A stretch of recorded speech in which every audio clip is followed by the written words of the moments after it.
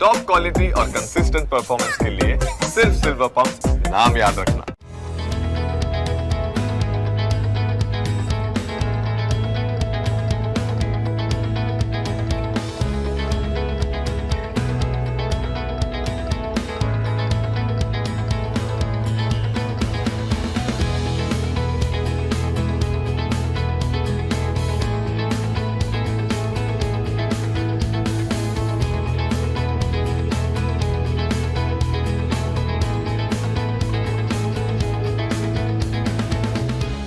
एक व्यक्ति कम से कम हर दिन 350 लीटर ऑक्सीजन कंज्यूम करता है और एक पेड़ एक दिन में बस 270 लीटर ऑक्सीजन प्रोड्यूस कर सकता है, मतलब कि निकाल सकता है। तो ये हमारा जिम्मेदारी बनता है कि हम कम से कम किसी और के लिए नहीं तो कम से कम अपने लिए 2 पेड़ तो जरूर लगाएं। मैं अपनी संस्था बनास सैनिक स्कूल के साथ यहाँ पे आज आया हूँ सीड प्लांट करने। एक सीड प्लांट करने में ज़्यादा समय नहीं लगता, आपको बस एक सीड उठाना है और उसे फेंक देना है।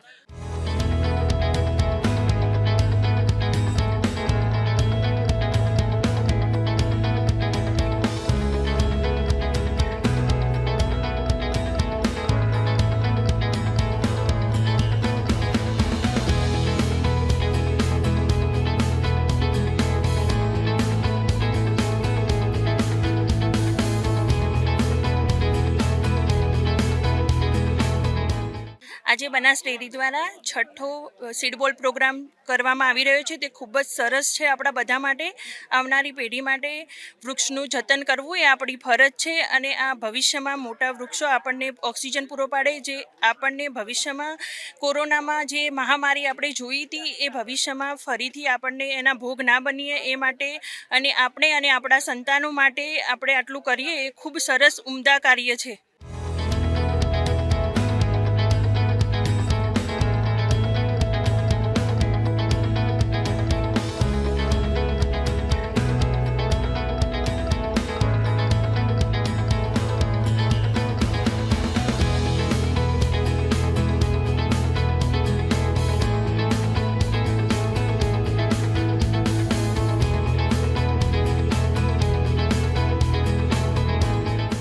સતત 6 વર્ષથી અમે આ પ્રોગ્રામ કરીએ છીએ સીડબોલનો અને બહુ સારું છે। ભવિષ્યમાં કોરોનામાં જે મહામારી થઈ હતી ઓક્સિજન માટેની એ ભવિષ્યમાં ના થાય, આપણા બાળકોને એ વસ્તુ ના સહન કરવી પડે એના માટે થઈને આપણે આ જે પર્યાવરણ માટેનો એક સારો અનુભવ થયો છે અમને અને સતત આ 6 વર્ષની પણ અમે એવું વિચારીએ છીએ કે જ્યાં સુધી આપણા અંદર જીવ છે ત્યાં સુધી સતત આ વસ્તુ ચાલી રહે અને આપણે આવનારી પેઢીને બી શીખવાડીએ કે સતત પર્યાવરણનું આ વસ્તુનું જતન કરવું જરૂરી છે।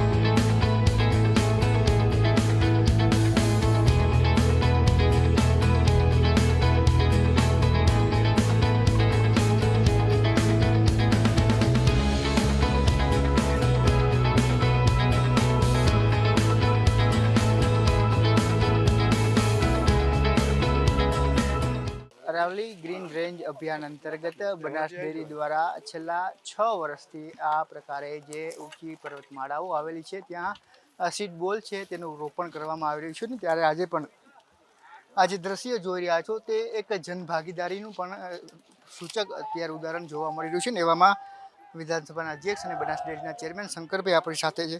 શંકરભાઈ, જે પ્રકારની અત્યારની સ્થિતિ છે ભારત સાથે વિશ્વની અને તેમાં ખૂબ જરૂરી છે આ પ્રકારના કાર્યો અને એવામાં બનાસ ડેરી છેલ્લા 6 વર્ષથી આ પ્રકારના કામ કરી રહ્યું છે। હા, આ કામ સમયની માંગ છે। પર્યાવરણનું રક્ષણ કરવું એ માનવતાનું કામ છે, કેમ કે આપણે ભૌતિકતાની વધારે સુવિધા મેળવવાની હોડમાં બહુ પૂરા વિશ્વની અંદર પર્યાવરણને ખૂબ મોટું નુકસાન કર્યું છે અને જેના કારણે નદીઓના પાણી દૂષિત કરી નાખ્યા।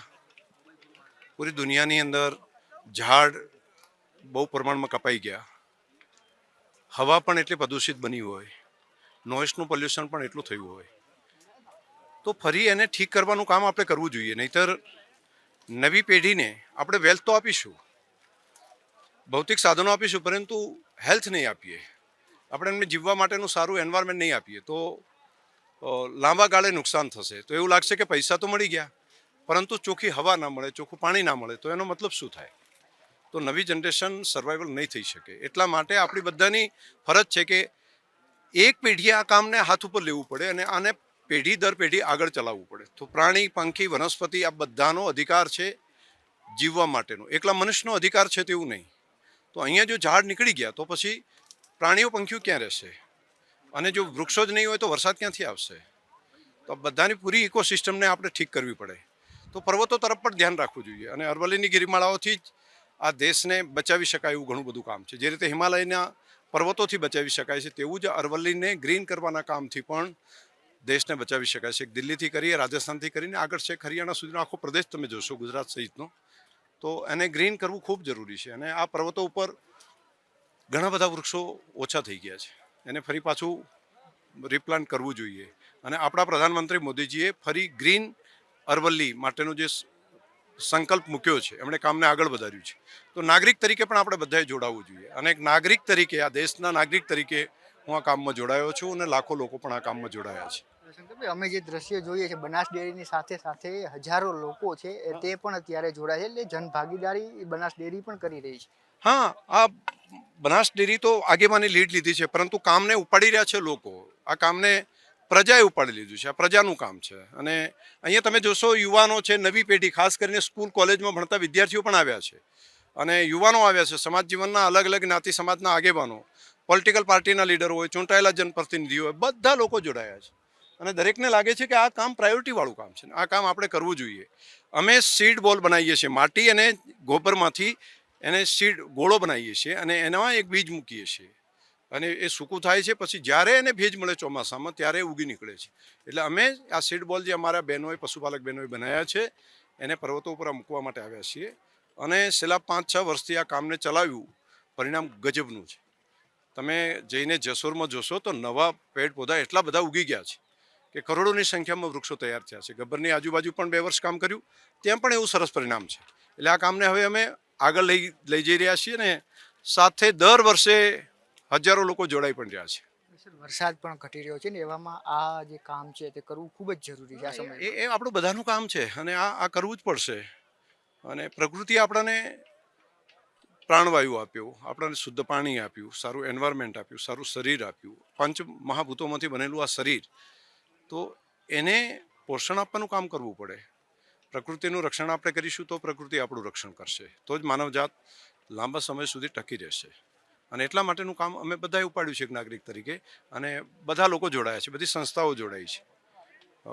પહેલા વર્ષે તો શરૂઆતમાં બહુ નાનકડી શરૂઆત હતી, હવે તો હજારોની સંખ્યામાં લોકો જોડાઈ રહ્યા. સીડ બોલ અભિયાન થઈ રહ્યું છે અને સીડ બોલ, ગ્રીન બોલ એ આખું એક અભિયાન અરવલ્લીની ગિરિમાળાઓની અંદર તો ગુંજી રહ્યું છે. અને તમે જોતા હશો બોલ મારી અંબેના નાદથી શેક ત્યાં ઊભા છે ને ત્યાં પણ લોકો બોલી રહ્યા છે, ત્યાં પણ કામ અલગ અલગ જગ્યાએ બધા લોકો કરી રહ્યા છે. તો એક બધા પર્વતોમાં તમે જોશો, જ્યાં જોશો ત્યાં લોકો જ લોકો છે બધા. અને આ કામ હજુ દિવસો સુધી ચાલશે, ઘણા દિવસો સુધી ચાલશે. સાહેબ, ખૂબ ખૂબ આભાર આપનો. તો હતા શંકરભાઈ કે જેઓ કહી રહ્યા છે કે જે અભિયાન તેઓએ 6 વર્ષ પહેલાં ઉપાડ્યું હતું તે આજે જન આંદોલન તરીકે ઉભરી આવ્યું છે અને મોટા ભાગના લોકો છે તે આમાં જોડાઈ રહ્યા છે અને વૃક્ષારોપણ છે તે કરી રહ્યા છે. કેમેરા પર્સન સુરેશ રાજપૂત સાથે જયેશ ચૌહાણ, ન્યૂઝ કેપિટલ, બનાસકાંઠા.